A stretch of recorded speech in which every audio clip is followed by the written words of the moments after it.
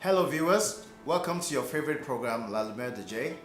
Today we're treating a very important topic that is very close to my heart and borders on the fact that a lot of people like to see change, but very few people, if any, are willing to commit to what change requires. Lumiere is a program that seeks to establish the fact that there's something that is common across geographies. That is, that when people make a decision that they're going to succeed and follow it up with the required action, regardless of where you are on the surface of this earth, you would succeed. And so every now and then we show the lives of different people who in their stories reflects how they're able to overcome odds. They share their philosophies and we'll learn from that. And so today we're bringing a couple. It's a couple that we have today, so it's a special one. I know them personally and I know that they have a lot to tell, so I hope that you will sit down, relax, and enjoy. So let's meet the couple. On my left, I have David Ashiru. David Ashiru will be talking about himself in a bit, and David's come with his lovely wife who had a birthday not long ago. That's Omowale. Omowale, welcome on stage. Welcome to the show. It's good to have you.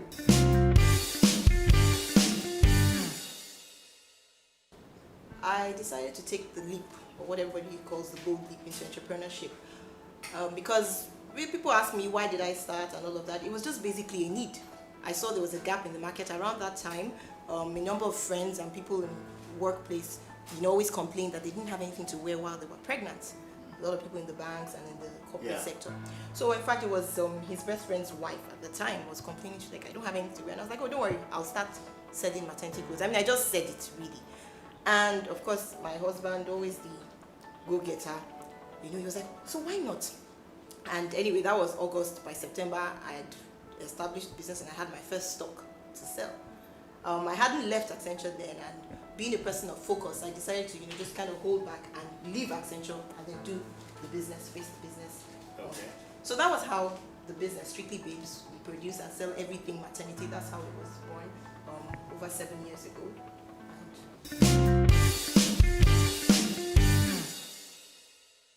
As she said, there was a need. Yeah. Of course, she having been a mother twice as well. Okay. Every time we needed to get things for her, it's either you traveled out of the country or you traveled out of the country. There was just no way. Every trip I had, either officially or anything, I had to basically go shopping, get maternity clothes and get everything maternity that she required. So the need was there. What I think I struggled with initially was I grew up with the concept where you could have a daytime job and you could have a business. Okay. And I never thought, oh, one had to give up for the other. Yeah. But she had a very clear ideals and she said, look, you would steal from one to serve the other. Okay. Trust. So it's not going to be me in Accenture and I'm getting calls and getting inquiries and you're taking time out of your employer's time to satisfy your personal business. And when she said, okay, you know what? I think it's time. All I could do was, yes, it's time. What came after that is a different thing, but yes, it's time.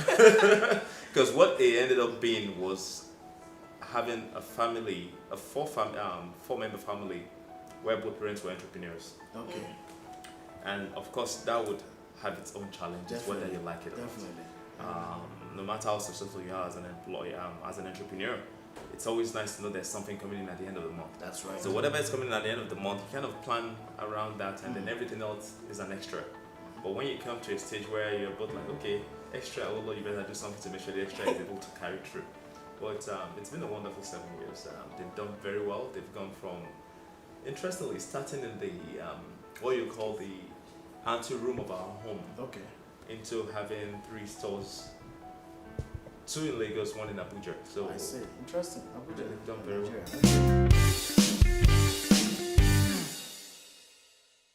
Welcome back, viewers. If you're just joining us, we're treating a very beautiful topic, taking responsibility for the change you seek. And we've heard Omowale talk about why she left a consulting firm to start her own business, and she's doing very well 7 years after. Next, we're going to hear from her husband, David. So what's your story, David? Okay, what do you want to know will be the question I'll ask you, but now I'm in real estate. Okay. I got into real estate, interestingly, 17 years ago. because exactly this month, 17 years ago, I came back into Nigeria. Okay. And I realized the first business I ever registered focused with the objective to design, conceptualize, design, build residential houses. Okay.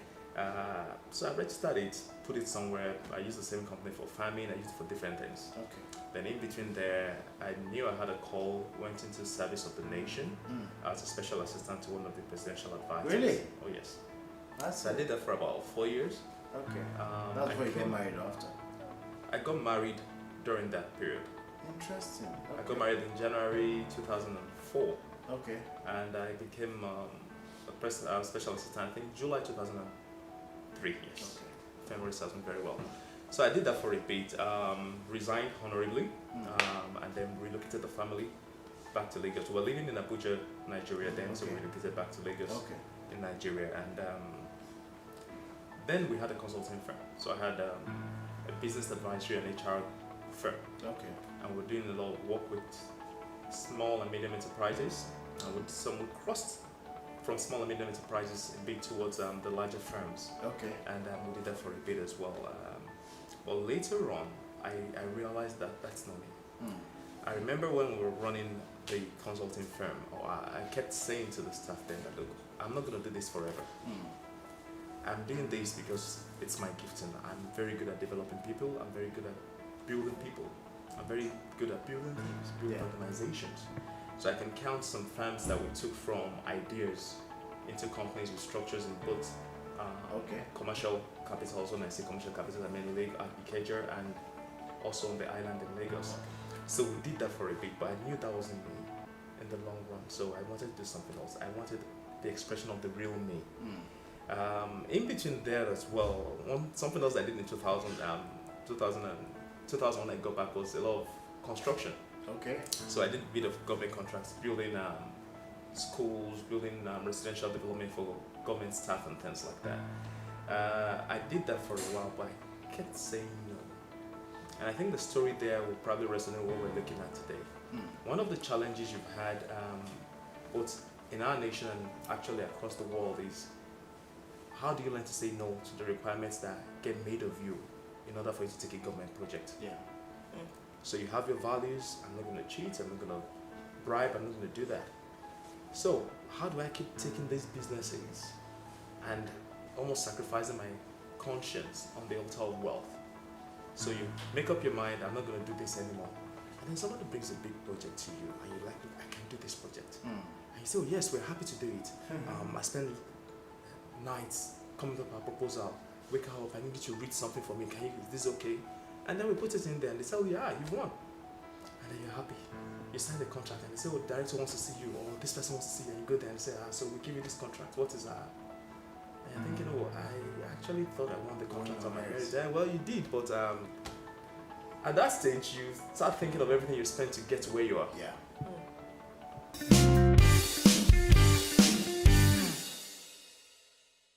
Welcome back, viewers. In taking responsibility for the change you seek, we've talked about many things, largely focusing on zeroing on the family. But I think, David, you have a way of summarizing everything, so please give it a shot. Yes, to buttress the point Omowale made about getting involved, my view is that to get involved, to change the government, to change the nation, let the change start in your home, in your small cycle of influence. Okay. If you won't steal your wife's money or your husband's money or your parents' money, it's very likely you won't steal the nation's money when you get there. Very true. So that's just it. So this is the point where I ask you your legacy or your picture of success, and I'll start with Omowale. How would you like to be remembered? How would I like to be remembered? Well, I wouldn't want to be remembered for one thing. That's yes, because I have so many talents. God has given me so many things, so I want to be remembered for so many things. But I think the way I would summarize it, there was this. I was on Facebook a couple of days, and I saw this. There was this game, the name game. So they would say, I'm Michael, but not Michael Jackson. I'm Hillary, but not Hillary Clinton. I know it just occurred to me that the point is, anywhere in the world, you say Hillary, the first person you think of is Hillary Clinton. So I want to be the first Omowale anybody thinks of. Okay, that sounds good. There's only one Tundosco as far as I know. Over to you. Wow, mine's not that simple. Okay. Because in different facets of my life, I've tried to figure out what am I. The foremost, being a child of God. Okay. how would I be remembered? It touched lives. It gave life. Now, that's important to me. So a lot of things I do nowadays, I try and channel it towards that. Okay. As a husband, I think that would be for her to say, but let him be the best.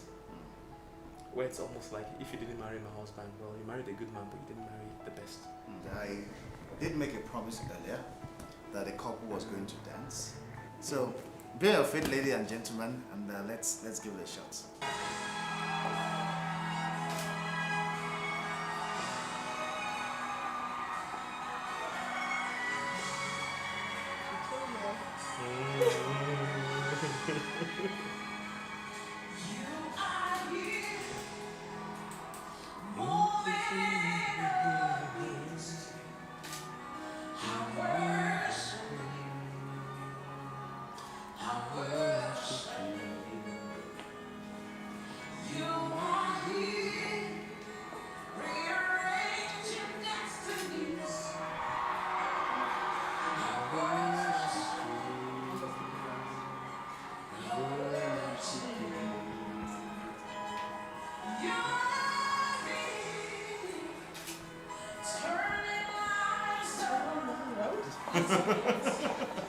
That's nice, that's been crazy.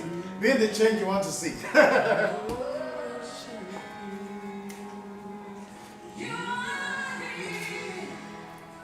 So I will start with Omowale. I've given you a birthday gift, but I think there's one that's even much more beautiful. So viewers, we've captured the part where they sat together, they danced together, and this is truly beautiful. So Omowale, happy birthday again. Thank you so much. This is And, beautiful. Thank you very much. Wish you more success. And David, your wife thinks very highly of you. Thank and you. we wish you even greater success in the days and the years ahead. Thank you very much.